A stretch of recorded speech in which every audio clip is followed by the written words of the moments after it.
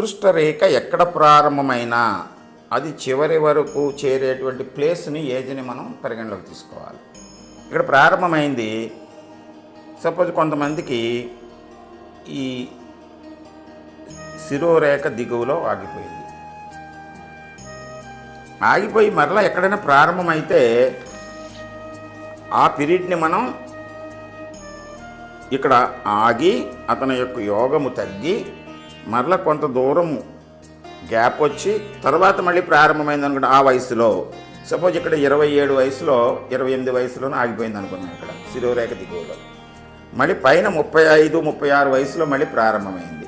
అంటే ఆ 6 years 7 years period అతను కొంచెం కెరియర్లో కానీ యాక్టివిటీలో కానీ కొంత స్ట్రగుల్ ఫేస్ చేసేటువంటి అవకాశం ఉంటుంది. మీరు అలా కాకుండా ఇంకోటి అడిగారు ఇప్పుడు ఏమిటంటే, ఇక్కడ ఆగిపోయి ఇంకా లేదు, ఇంకా ఈ పైన ఎక్కడికో ఒక చోటకు వచ్చి ఆగిపోయింది. కొంతమంది ఇక్కడికి వచ్చి ఆగిపోయింది శిరోరేఖ దిగువలో. ఇంకొక లైను ఇక్కడ హృదయరేఖకి శిరోరేఖకి మధ్యలో ఆగిపోయింది. ఇంకొంతమంది దాంట్లో ఇలా వచ్చి ఇక్కడ శని స్థానంలో ఆగిపోయింది. ఈ 3 చోట్ల 3 రేఖలకి చూడండి, ఈ 3 చోట్ల ప్లేసెస్ జనరల్గా అబ్రప్ట్గా ఎక్కడైనా ఆగింది అంటే దాన్ని మనం తీక్షణంగా పరిశీలించాలి. అలాగే ఇక్కడ రేర్గా ఉంటాయి. లైను క్రమంగా సన్నబడుతూ పొడిగించబడో లేకపోతే పక్కకి మారు జరుగుతూనే ఉంటుంది. ఇలా ఆగిపోతే అక్కడతోటి అతని యొక్క కార్యకలాపాలు పూర్తిగా స్తంభిస్తున్నాయని చెప్పవచ్చు. అటువంటి సందర్భంలో మనం జీవిత రేఖను, శిరోరేఖను, హృదయరేఖను పరిశీలించాలి. అంటే ఈ ఫేట్ ఆగిపోవటానికి అతని ఆరోగ్యం కారణమవుతుందా, లేకపోతే అతని మానసికమైనటువంటి స్థితి కారణమవుతుందా, లేకపోతే బంధంలో కారణమవుతుందా అనేటువంటిది చూడాలి. అది ఏదో ఒక కారణం అయ్యి ఆగిపోతుంది ఇక్కడ. అలా కాకుండా వీటిల్లో అత్యంత మనం పరిశీలించవలసినటువంటిది, ప్రమాదకరమైనటువంటిది ఈ మధ్యలో ఆగిపోవటం అనేటువంటిది అంత మంచిది కాదు. అంటే శిరోరేఖకి హృదయరేఖకి మధ్యలో ఆగిపోతే మనం అన్నిటినీ బాగా పరిశీలించి చెప్పవలసి ఉంటుంది ఇక్కడ. ఎందుకంటే ప్రధానమైనటువంటి వయసు ఇక్కడ జీవితంలోనే ఇన్ బిట్వీన్ 30 to 50 అనేటువంటిది ప్రతి వ్యక్తికి కూడా ఇంపార్టెంట్ ఏజ్. అంటే 30 దగ్గరికి వచ్చేసరికి బాధ్యతలతోటి ముడిపడి ఉంటారు. 50 దగ్గరికి వచ్చేసరికి బాధ్యతల నుంచి బయటికి వెళ్ళి రిలీఫ్ అయ్యేటువంటి ఇంపార్టెంట్ పీరియడ్ అది. అంచేత ఆ పీరియడ్లో అబ్రప్ట్గా ఆగిపోయిందంటే, నేను దీనికి ఉదాహరణ చెప్పేవాడిని ఏంటంటే, ఇది ఒక కాలువ తీసుకుని ఇటు రోడ్డు అనుకుని ఇక్కడ వరకు వచ్చి రోడ్డు తర్వాత కాలువ మీద ఏముంటుంది, బ్రిడ్జ్ ఉంటుంది. బ్రిడ్జి ఇక్కడ ఏర్పడిందంటే ప్రారంభమైతే ఈ యువతల ఎడ్జిని పట్టుకోవాలి. అలా కాకుండా మధ్యలో ఇక్కడ అబ్రప్ట్గా ఆగిపోయింది అనుకోండి, బ్రిడ్జ్ పగిలిపోయింది అనుకోండి, ఏమవుతాడు ఇతను, సడన్గా మనం దాంట్లో పడిపోతాం. అంటే ఇది అక్కడ బ్రిడ్జి తెగిపోయిందని మనకు తెలియదుగా. ఎందుకనంటే ఇది ఫ్యూచర్, ఇది ఫ్యూచర్లో ఎప్పుడు జరుగుతుందో తెలియదు మనకి. అంచేత కర్మ అనేటువంటి ముందుగానే లిఖింపబడి ఉంది అంటానికి ఇలాంటి ఉదాహరణలు. అక్కడికి వచ్చేసరికి సడన్గా డ్రాప్ అయిపోతాడు. మీరు చూస్తూ ఉంటాం మనం కొంతమందిని, అబ్రప్ట్గా కారణం ఏమీ తెలియదు, మొత్తం కొలాప్స్ అయిపోతూ ఉంటుంది. అతని యొక్క యోగము కొలాప్స్ అయిపోతుంది. అటువంటి సందర్భంలో మనం ఆయనకి ప్రతి దానికి కూడా రెమెడీ అనేటువంటిది ఉండి తీరుతుంది. ఎందుచేతనంటే కర్మగతమైనటువంటి అంశాలు మన యొక్క కర్మ ప్రారంభం నుంచి కానీ, ఇప్పుడు వర్తమానంలో మనం చేసేటువంటి పనుల నుంచి కానీ, భవిష్యత్తు గురించి ఆలోచనల నుంచి కానీ పుడతాయి. అంటే మన కర్మకు కర్తలం మనమే. అంచేత మన కర్మను మనం సరి చేసుకోవచ్చు. ఎప్పుడు సరి చేసుకోగలం మనం అంటే, ఫౌండేషన్లో ఏముందో చూస్తే కెపాసిటీ, తర్వాత బిల్డింగ్ పైన మార్పులు చేర్పులు, లోడ్ ఎంత పెట్టాలనేటువంటి తెలుస్తుంది. అంటే ఇది ప్రారంధంలో ఉన్నటువంటి వాటిని మనం అనుసరించాలి, అనుభవించాలి. అంటే ఫౌండేషన్ ఎలా ఉందో అలాగే నిర్మాణం చేయాలి. మనం దాని కెపాసిటీకి అనుగుణంగానే నిర్మాణం చేయాలి. అందుకు మించి చేస్తున్నప్పుడు ఏమవుతుందంటే ప్రమాదానికి సంకేతం అవుతుంది. మన కర్మ కూడా అంతే. అంటే ప్రారంధాన్ని మనం అంచనాగా తెలుసుకోవాలి. మనం తెలుసుకుని దాని మీద మనం బిల్డింగ్ నిర్మించడం అంటే ప్లాన్ చేసుకోవాలి. After this point self effort తోటి రావచ్చు, బట్ కష్టం చెప్పుకోవాలి. అప్పుడు ఇవన్నీ బాగుంటాయి, అదర్ ఫ్యాక్టర్స్ బాగుంటాయి, లైఫ్ బాగుంది, దృఢంగా ఉంది. ముఖ్యంగా మానసిక స్థితి చూడాలి. సాధారణంగా ఇలాంటివి ఉన్న చోట హెడ్లైన్ మీద ఐలెండ్స్ ఉంటాయి. కర్మ దానికి అనుగుణం అవుతుంది. అంటే అతను ఆలోచనలోంచి పిచ్చి పిచ్చి పనులు చేయడం వలన అతను కెరీర్లోనో వీటిల్లోనో లోపం ఏర్పడిపోద్ది. ఎక్కడో ఫాల్ట్ ఉంటుందండి, లేకుండా ఉండదు. ఎక్కడో చోట ఫాల్ట్ ఉంటుంది, ఎక్కడో చోట బ్రేక్ ఉంటుంది. ఏం చేద్దంటే ఎంతో పగడ్బందీగా ప్లాన్ చేసినటువంటి ఒక స్పేస్ రాకెట్ అంతరిక్షంలోకి వెళ్ళి తిరిగి వచ్చేటప్పుడు బ్లాస్ట్ అయింది. కారణం ఏంటంటే కారణాలు కనుక్కోలేకపోయారు. కనుక్కోలేకపోతే మ్యానుఫ్యాక్చరింగ్లోనే ఒక ఎయిర్ క్రాక్ వచ్చిందంట, చిన్నది. అది ఎంతో స్కాన్ చేస్తే దొరికింది. అక్కడ పోస్ట్ మార్టం అంటాం కదా, ఈ మనిషి ఎందుకు పోయాడంటే దానికి ఎక్కడో చోట లోపం ఉంటుంది. అది మ్యానుఫ్యాక్చరింగ్లో వచ్చిందట. అది అంటే మన మ్యానుఫ్యాక్చరింగ్లోనే అటువంటి అవి ప్రారంధము అంటాం మనం. కర్మగతమైనటువంటి పాస్ట్ కర్మలో మనం బిల్డప్ అయి ఉంటాయి. అటువైపు మనల్ని ఏం చేస్తుందంటే మనస్సు ప్రేరేపిస్తూ ఉంటుంది. మనస్సు ప్రేరేపించాలంటే బుద్ధి కారణమవుతుంది. అందుకనే హెడ్లైన్ చూడాలి మనం. హెడ్లైన్ మీద ఐలంది ఉందంటే వాడు ఎవరు చెప్పినా వినకుండా ఏదో దాని వైపు పరిగెడుతూ ఉంటాడు, తీసుకెళ్ళిపోతుంది అనమాట. అది ప్రధానంగా కర్మకు బుద్ధి కర్మానుసారిణి అంటారు. మన ఉపనిషత్తుల్లో ఈ వేదాల్లో చెప్పినటువంటి ప్రిన్సిపల్ ఏమిటంటే బుద్ధి కర్మానుసారిణి. కర్మ అది గుణంతోటి ముడిపడి ఉంటుంది, గుణము మనస్సుతోటి ముడిపడి ఉంటుంది. మనసు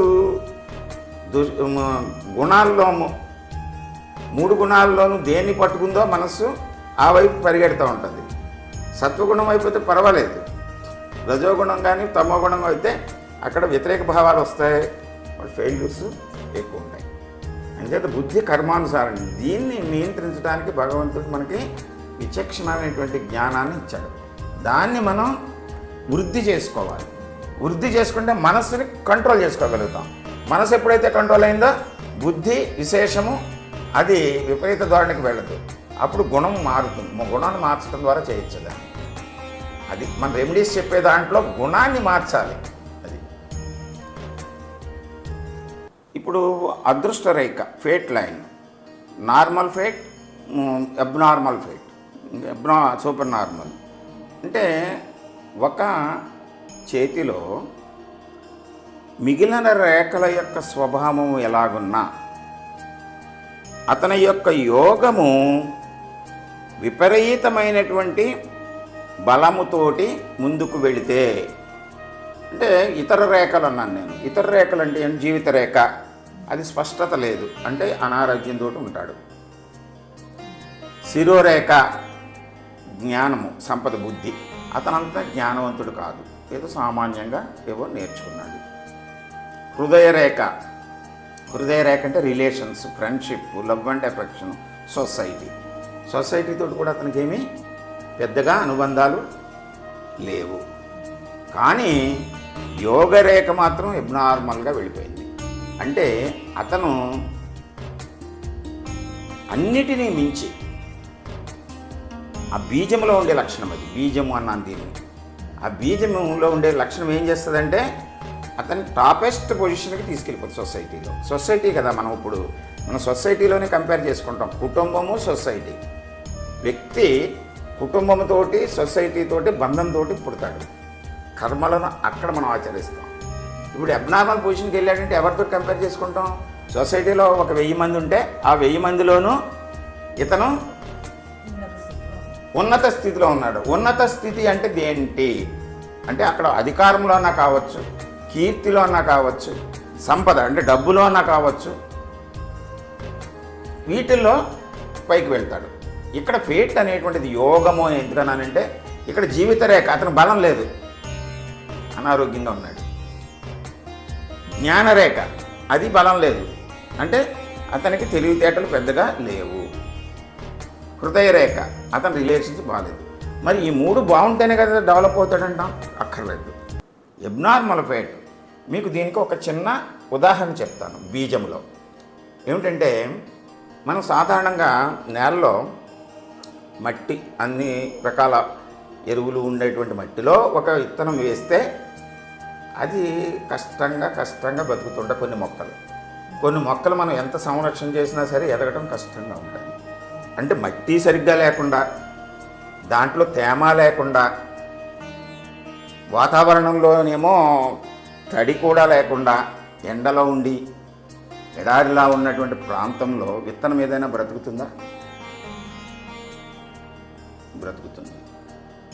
అబ్నార్మల్ ఫేట్ అంటే అసాధారణమైనటువంటి బీజము ఆ విత్తనములో, అంటే ఈ రేఖలో అసాధారణమైన లక్షణం ఉంటే అది మన మొక్కల్లో రావి మర్రిలో కనపడుతుంది. రావి విత్తనం అది చాలా సూక్ష్మంగా ఉంటుంది. అది పక్షి తినేస్తుంది. తినేసి అది పక్షి తినేసినా సరే దాని డైజెస్టివ్ పార్ట్లో డైజెస్టివ్ కాదు. అంటే ఆ విత్తనం మీద ఉండేటువంటి సీడ్ కోట్ అలా ఉంటుంది. అది ఎస్క్రిటరీ మ్యాటర్ ద్వారా ఎక్కడో గోడల మీద, పాత భవనాల మీద వెళ్ళి అది ఎస్క్రిట్ చేస్తే ఆ బయటకు వచ్చినటువంటి విత్తనం ఆ గోడ పగుళ్ళలో ఉండేటువంటి కొద్ది తేమతోటి ఉన్న చోట మొలిచేస్తుంది.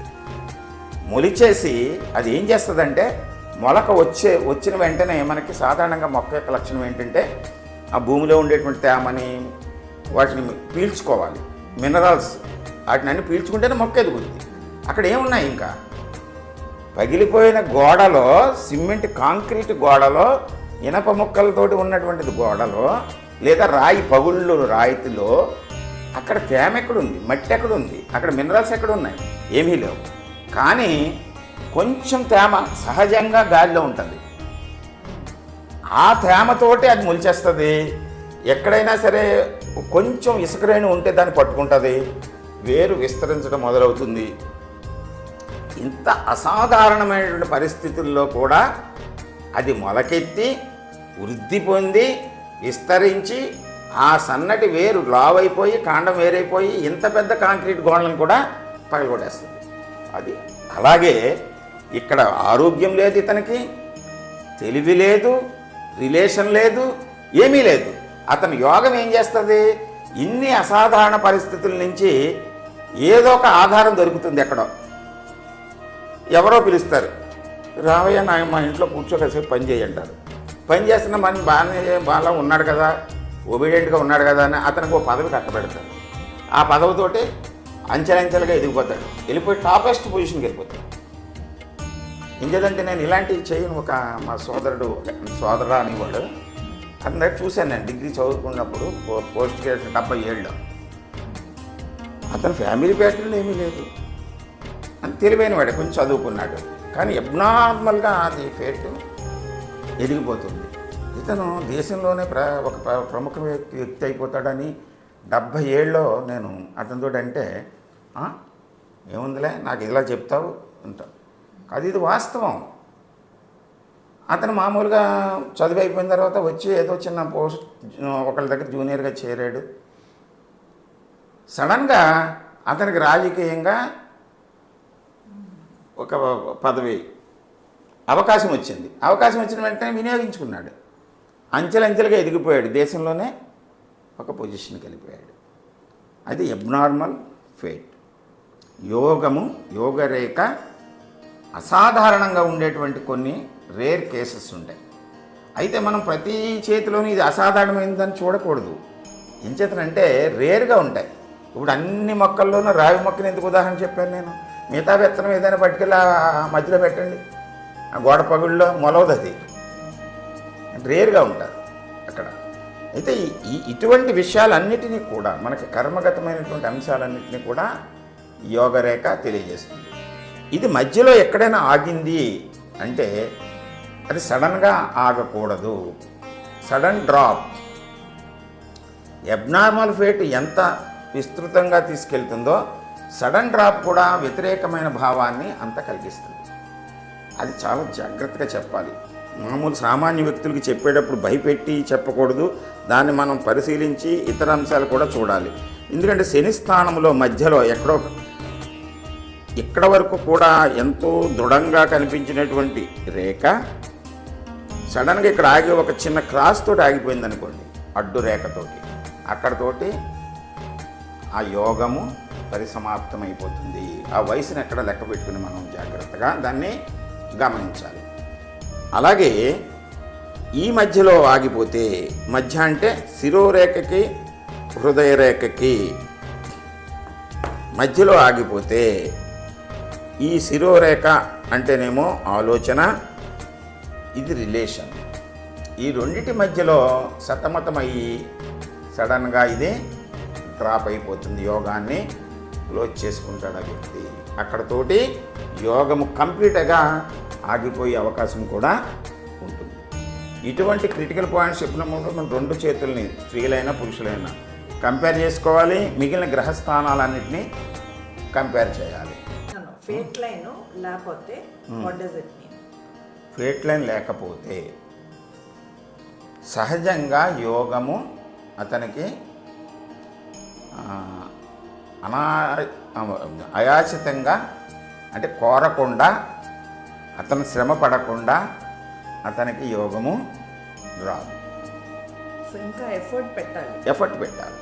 ఎప్పుడు ఎఫర్ట్ పెడుతూ ఉంటే అప్పుడల్లా అతను వృద్ధిలోకి వస్తూ ఉంటాడు.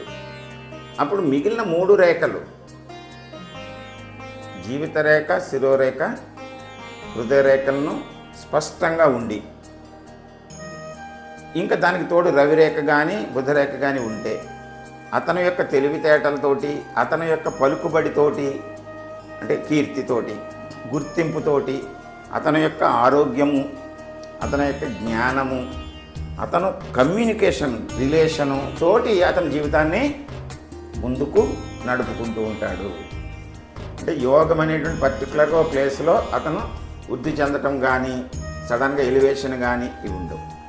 అలాగే యోగ రేఖ షిఫ్ట్ అవుతూ ఉంటాయి. షిఫ్ట్ అంటే ఇక్కడ వరకు వచ్చింది, ఇక్కడ ఆగి మళ్ళీ పక్కకి జరిగి మళ్ళీ వెళ్తుంది, ఈ మధ్యలో ఎక్కడో ఆగి ఇలా పక్కకి జరిగి వెళ్తుంది. ఓవర్లాప్ అవుతూ షిఫ్ట్ అవుతుంది. షిఫ్ట్ అవుతున్నప్పుడు అతని యొక్క విధానము, జీవన విధానములో మార్పుల్ని మనం సూచించవచ్చు. మార్పు కలుగుతుందని. కొన్ని సందర్భాల్లో స్థానములో కూడా మార్పు జరగచ్చు, ఉండే ప్లేస్లో మార్పు జరగచ్చు, పొజిషన్లో మార్పు జరగచ్చు. అంటే ఒక ఉద్యోగం చేస్తున్నాడు లేదా ఒక వ్యాపారం చేస్తున్నాడు, దాన్ని వదిలేసి ఇంకొక దాని వైపు వెళ్ళచ్చు. కెరియర్ చేంజ్ కూడా మనం దాంట్లో చెప్తాం. Shift of place, shift of career and shift of business also, activity also. ఇవన్నిటిని మార్పులన్నిటినీ కూడా యోగరేఖ మీదే మనం ప్రధానంగా అంచనా వేస్తాం. అటువంటి సందర్భంలో కొన్ని ప్లేసులు మారుతాం. కొంతమంది మేము విదేశాలకు వెళ్ళి సెటిల్ అవుతామా, అక్కడి నుంచి ఇక్కడికి వస్తామా, ఇలాంటి ప్రశ్నలు వేస్తారు. అటువంటి సందర్భంలో మనం అతని యొక్క వయస్సుని బట్టి రెండు చేతులు చూస్తూ, వివాహితుడైతే ఇద్దరు చేతులు చూడాలి. అసలు జాతక శాస్త్రాలు చెప్తున్నటువంటి వాళ్ళందరికీ నేను అంటే నా సూచన ఏమిటంటే, ఆఫ్టర్ మ్యారేజ్ ఇద్దరు చేతులు చూడకుండా లేదా ఇద్దరు జాతకాలు పరిశీలించకుండా ఇద్దరి యొక్క అన్ని రిజల్ట్స్ చెప్పడం అంత కరెక్ట్ కాదు. ఎందుకంటే మనం కర్మను నమ్ముకున్నాం, కర్మభూమిది. కర్మగతమైన అంశాలు ఈ రేఖల్లో ఉంటాయనుకున్నాం కదా. అలాగే కర్మగతమైన అంశాలు కూడా మిగతా శాస్త్రాల్లో ప్రభావం చూపెడతాయి కదా. కర్మ వలన రుణం ఏర్పడుతుంది, రుణం వలన బంధాలు ఏర్పడతాయి. వివాహ బంధం అనేటువంటిది అలా ఏర్పడినటువంటిదే. అంచేది ఇద్దరి చేతిలో చూడాలి. అదృష్ట రేఖకు చాలా పేర్లు ఉన్నాయి. యోగరేఖ, భాగ్యరేఖ, ఫేట్ లైన్, దీని కర్మరేఖ, ధనరేఖ. అంటే మనం ఎక్కువ మంది, చాలామంది అదృష్టం అంటే డబ్బు అనేటువంటి ఒక భావనలో ఉన్నారు. అందువల్ల కాలక్రమేణా చెప్పేటువంటి వాళ్ళందరూ దీన్ని ధనరేఖ. మీరు ఈ మధ్య యూట్యూబ్లో చూసారో లేదా మీరు, అనేక మంది పామిస్టులు చెప్తున్నారు. ప్రతి దానికి కూడా తమ్నైలు డబ్బు, ధనము అదృష్టము బంగారం అని పెడితేనే ఆ వ్యూస్ ఎక్కువ వెళ్తాయి. సరే, ఇక్కడ మనం యోగరేఖ అంటాము. యోగరేఖ, ధనరేఖ, భాగ్యరేఖ, అదృష్టరేఖ, సంపద రేఖ, కర్మరేఖ, ఫార్చ్యూన్, ఫేట్, ఇన్ని పేర్లు దీనికి ఉన్నాయి మనకి. అయితే ఇది మన యొక్క యోగాన్ని తెలియజేస్తుంది. ఇది ప్రధాన రేఖల్లో ఒకటి. అంటే ప్రధాన రేఖలు 3 కూడా జీవితరేఖ జీవశక్తిని, శిరోరేఖ జ్ఞానశక్తిని, ఆత్మరేఖ హృదయరేఖ ఆత్మశక్తిని ప్రతిబింబిస్తే ఈ 3టిని కూడా ఇది అనుసంధానం చేసేటువంటి రేఖ. ఇది యోగాన్ని ఎలా ఇస్తుంది మనకి? యోగము అనేటువంటిది సాధారణంగా ఉంటుంది, సామాన్యంగా ఉంటుంది, అసాధారణంగా కూడా. అవి మనం తర్వాత డిస్కస్ చేద్దాం. ఇప్పుడు సాధారణంగా ఈ యోగరేఖ అరచేయి దిగువ భాగము కంకణ రేఖలపై నుండి క్రమంగా విస్తరిస్తూ మధ్యవేలు అంటే శనివేలు అంటాం. ఇక్కడ శనివేలు, శని యోగకారకుడు. సాధారణంగా ఈ మిగిలినటువంటి శాస్త్రాల్లో శని అంటే అదేదో ఒక శని మాట పలకటానికే ఇష్టపడినటువంటి వాడు. కానీ శని మన అరచేతిలో ఉండేటువంటి అన్ని వేళ్ళ కంటే పెద్దగా ఉంటుంది శనివేలు. దీని కింద ఉండేటువంటి ప్లేస్ని శని స్థానము అంటాం మనం. శని యోగకారకుడు, సంపదకారకుడు, డబ్బు ఇచ్చేటువంటి వాడు. అయితే యుగధర్మం ప్రకారం చూస్తే, మన యుగధర్మం అంటే మనం ఆధ్యాత్మికంలోకి వెళ్తాం.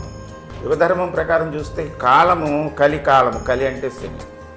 ఇక్కడ నల్లని వస్తువులకి ఇంపార్టెన్స్ ఉంటుంది. ఇక్కడ కంపల్సరీ అరచేతిలో ఎక్కడైనా ప్రారంభం కావచ్చు. ఎక్కడ అంటే పైన ఉండేటువంటి రేఖలు, హృదయరేఖ పైన ఈ 4 గ్రహస్థానాలకి దిగువలో, అంటే కింద శుక్రస్థానము, అరచేయి మధ్య భాగము, కేతుస్థానము, చంద్రస్థానము, కుజస్థానము 1, కుజస్థానము 2, రాహుస్థానము. ఈ ప్లేసుల్లో ఎక్కడైనా సరే ప్రారంభమయ్యి శని స్థానాన్ని చేరితే దాన్ని యోగరేఖ అంటాం. అయితే అది ప్రారంభమైనటువంటి ప్లేస్ని బట్టి ఆ వ్యక్తి యొక్క వ్యక్తిత్వంలోనూ, అతను సంపదను పొందేటువంటి విధానంలోనూ, అతనికి బాల్యం నుండి తను ఏ విధంగా అభివృద్ధి చెందుతున్నాడనేటువంటి యోగాన్ని ఎలా అందిపుచ్చుకుంటున్నాడనేటువంటి దాని మీద ఈ రేఖ మనకి విస్తృతంగా తెలియజేస్తుంది. అయితే స్పష్టమైనటువంటి రేఖ కంకణ రేఖల దగ్గర నుండి శనిస్థానం వరకు కూడా అవిచ్ఛిన్నంగా, అంటే వితౌట్ బ్రేక్, స్ప్లిట్ అవ్వకుండా, బ్రేక్ లేకుండా అవిచ్ఛిన్నంగా ముందుకి కొనసాగితే అతను ఏ స్థాయి వాడైనా సరే, అంటే ఇక్కడ డబ్బుతోటి కంపేర్ చేయకూడదు మనం. అంటే కోటీశ్వరుడు కదా, కోటీశ్వరుడు బాల్యం నుంచి ఈ రేఖ ఉంటే అతను కోట్లకు అధిపతి అవుతాడు కాదు. ఏ స్థాయిలో అతను జన్మించినా అదృష్ట రేఖ బలంగా క్రమంగా ఎదుగుతూ ఉంటే ఆ స్థాయి నుంచి క్రమంగా ఎదుగుతూ విద్యలో కానీ, సంపదలో కానీ, ధనంలో కానీ, కీర్తిలో కానీ, ఖ్యాతిలో కానీ, జ్ఞానములో కానీ అతను క్రమంగా ఎదుగుతూ ఉంటాడు. అంటే ఉదాహరణకి నేను మామూలుగా చెప్తూ ఉంటాను ఏమిటంటే, ఈ 3 రేఖలు ప్లస్ ఉపరేఖలు కొన్ని ఉన్నాయి. రవిరేఖ, బుధరేఖ, కుజరేఖ, ఉపకుజరేఖ, గురురేఖ. ఈ రేఖలకు, ఈ అన్ని రేఖలు కూడా ఒక ఇంట్లో డిఫరెంట్ ఎలక్ట్రికల్ సర్క్యూట్స్ అని అనుకుంటే, ఈ యోగరేఖ అనేటువంటిది ఫీజు వైర్ లాంటిది. ఇది ఫెయిల్ అయితే మిగిలిన అన్నిటి మీద కూడా దాని యొక్క ప్రభావం పడుతూ ఉంటుంది. అప్పుడు ఆ పార్ట్ని కూడా మనం చూడవలసి ఉంటుంది. అయితే కొన్ని సందర్భాల్లో కొంతమంది రేర్గా ఈ రేఖ లేకపోయినా మిగిలినటువంటి రేఖలు గ్రహస్థానాల యొక్క స్పష్టత మీద ఆధారపడి ఆ జీవితం కొనసాగుతూ ఉంటుంది. అది ఇంకొక డిఫరెంట్ పాయింట్లో మనం చెప్పుకుందాం. ఇప్పుడు అదృష్ట రేఖ ఇక్కడ ప్రారంభమైంది, చివరి వరకు 100 సంవత్సరాలు కొనసాగుతుంది. దీని మీద కాలాన్ని మనం లెక్కబెట్టడం, వయసును లెక్కబెట్టడం కూడా ఒక ప్రధానమైనటువంటి అంశం. అదృష్ట రేఖ ఇక్కడ ప్రారంభమయ్యి శిరోరేఖని క్రాస్ చేస్తున్నప్పుడు శిరోరేఖ వరకు సుమారు 30 సంవత్సరాలను మనం తీసుకుంటాం. తర్వాత హృదయ రేఖని క్రాస్ చేస్తున్నప్పుడు ఇక్కడ 30 అయితే ఇక్కడ 50. రిమైనింగ్ లైఫ్ మీద ఎంత అయితే మనం క్యాలిక్యులేషన్ చేస్తామో ఆ పార్ట్ని ఈ పైన తీసుకుని మనం సబ్ డివిజన్ చేసుకుంటే ఏ వయసులో ఈ రేఖ యొక్క స్పష్టత ఎలా ఉంది, ఈ రేఖ మీద అవాంతరాలు ఎప్పుడు ఏ వయసులో వచ్చినవి, ఇవన్నీ కూడా మనం అంచనా వేయడానికి అవకాశం ఉంటుంది. అయితే ఈ రేఖ ప్రారంభము దగ్గర నుంచి ఈ middle part of the palm స్పష్టంగా కింద నుంచి పైకి వెళితే ఈ జాతకుడు ఏ కుటుంబంలో ఎటువంటి బ్యాక్గ్రౌండ్ తోటి పుట్టినా తన యొక్క జ్ఞానాన్ని సంపదను కూడా తను స్వయంగా సముపార్జించి అభివృద్ధిలోకి పెడతాడు. Individual effort, self made person. Okay, దాన్ని మీరు అలా నోట్ చేసుకోవచ్చు. ఓకే, అయితే కొంతమందిలో ఈ రేఖ ఇలా ఉంటూ జీవిత రేఖలోంచి ఒక భాగము ఊర్ధ్వరేఖ వచ్చి ఏదో ఒక సమయంలో అదృష్ట రేఖతోటి కలిసి లేదా దీన్నే అదృష్ట రేఖ కింద మారి మిడిల్ పార్ట్ ఆఫ్ ది పామ్కి వెళ్తే అంటే కుటుంబము వెనకాల సపోర్ట్ తోటి ఫ్యామిలీ యొక్క ఇన్ఫ్లుయెన్స్ తోటి కూడా ఆ జీవితము అంటే సంపదలో కానీ జ్ఞానం పొందేటువంటి విషయంలో కానీ సపోర్ట్ ఉంటుంది. కొంతమంది చేతుల్లో ఈ అదృష్ట రేఖ చంద్రస్థానము నుంచి బయలుదేరి క్రమంగా ఈ మెయిన్ లైన్కి యాడ్ అవుతూ లేదా ఇక్కడెక్కడా లేకుండా చంద్రస్థానము నుండే అదృష్ట రేఖ ప్రారంభమయ్యి శని స్థానాన్ని చేరితే చంద్రుడు మనం కళత్రకారకుడు అంటాం. కళత్రం అంటే లైఫ్ పార్ట్నర్. ఆడవాళ్ళ చేతుల్లో ఇలా ఉంటే భర్త వలన, మగవాళ్ళ చేతుల్లో చంద్రస్థానం నుంచి ఉంటే భార్య వలన అతని యొక్క అభివృద్ధిలో వీరు కూడా భాగస్వాములు అవుతారు. అంటే ఫైనాన్షియల్, సోషల్ స్టేటస్ అన్నిటిలో కూడా ధనము, ఖ్యాతి, సంపద, జ్ఞానాన్ని పొందేటువంటి కొన్ని సందర్భాల్లో కూడా వీళ్ళ యొక్క సపోర్టు ఖచ్చితంగా ఉంటుంది. ఈ అదృష్ట రేఖ కొంతమంది చేతులు ఈ కుజస్థానము నుండి కూడా ప్రారంభం కావచ్చు, కేతుస్థానము నుండి ప్రారంభం కావచ్చు. కుజస్థానం నుంచి ప్రారంభమైతే అతని యొక్క సంపదకు, నాలెడ్జ్కి, ధైర్యం, సాహసము, ఉత్సాహము, అతనిలో ఉండేటువంటి ఈ కాన్ఫిడెన్స్ లెవెల్స్ వలన అతను భయం లేకుండా తన యొక్క కార్యక్రమాలు నిర్వర్తిస్తూ అభివృద్ధిలోకి వస్తాడు. ఈ రెండవ కుజస్థానము నుండి ఇన్నర్ మార్స్ నుంచి కూడా అదృష్ట రేఖ ప్రారంభమయ్యి శని స్థానానికి చేరవచ్చు. ఇక్కడ మనం వంశపారంపర్యంగా పొందినటువంటి సంపద కానీ ఎసెట్స్, ఆ సంపద నుంచి అభివృద్ధిని తీసుకునే విధంగా మనం ఈ అదృష్ట రేఖని గమనించవచ్చు. మార్స్ 2 అరచేతి మధ్యలో అంటే శిరోరేఖకు దిగువలో కేతుస్థానము నుండి అదృష్ట రేఖ ప్రారంభమయ్యి శని స్థానానికి చేరితే అంటే అక్కడ వయసుని మనం తీసుకోవాలి. ఈ బాల్యంలో ఇక్కడెక్కడా కూడా అదృష్ట రేఖ లేదు అంటే అక్కడ సామాన్యంగా ఉన్నటువంటి అతని యొక్క యోగము ఎక్కడ ప్రారంభమవుతుందో అంటే 30కి దిగువలో ఎక్కడ ప్రారంభమవుతుందో తన యొక్క కేతువు వేగాన్ని, సూక్ష్మ దృష్టిని తెలియజేస్తాడు. ఆ సూక్ష్మ దృష్టితోటి తను పొందినటువంటి జ్ఞానాన్ని ఉపయోగించి ఏ వయసులో అది స్టార్ట్ అవుతుందో ఆ వయసులో స్వయం ప్రతిభతోటి అతను రాణించేటువంటి అవకాశం ఉంటుంది ఆ జాతకుడు. స్త్రీలైనా పురుషులైనా అంటే ప్రధానంగా మనం స్త్రీలకైతే ఎడమ చేతిని ఫస్ట్ ఇంప్రెషన్ తీసుకోవడానికి, క్యాలిక్యులేషన్కి ఎడమ చేతిని ఉపయోగించాలి. పురుషులకైతే కుడి చేతిని ఉపయోగించాలి. ఇంచేతనంటే శాస్త్రం చెప్పేటువంటి వాళ్ళే కుడి చేతిని ప్రాక్టికల్ హ్యాండ్ ఫర్ మేల్, ఎడమ చేతిని న్యాచురల్ హ్యాండ్ ఫర్ మేల్. అది వైస్ వర్సా. అంటే స్త్రీకి సహజంగానే కొన్ని వేరియేషన్స్ ఉన్నాయి కనుక ప్రకృతి పరంగా ఎడమ చేతిని స్త్రీల యొక్క ప్రాక్టికల్ హ్యాండ్ అని, కుడి చేతిని న్యాచురల్ హ్యాండ్ అని మనం